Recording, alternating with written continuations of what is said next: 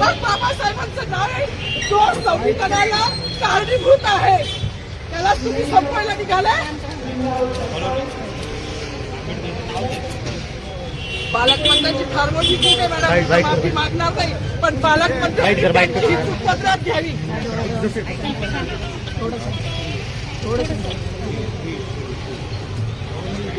मला मीडियाशी घेणं नाही मॅडम, मला सस्पेंड केलं, मी मारूचे गाड्या उपसी, मी माती काम करीन, म्हणजे बाबासाहेबांची ओळख पुसून येणार नाही. मला सस्पेंड करायचं करू शकता मॅडम, बाबासाहेबाला संपवायचं काम करायचं नाही.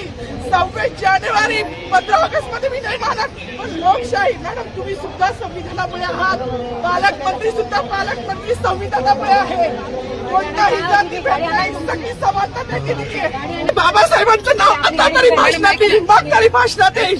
ज्या लोक संविधानाला लोकशाहीला कारणीभूत केली त्यांची नावं वारंवार घेतली गेली, मग जो संविधानाला कारणीभूत आहे तो प्रजासत्ताक दिनाचा जो मानकरी आहे त्याचं नाव भाषणात का नाही.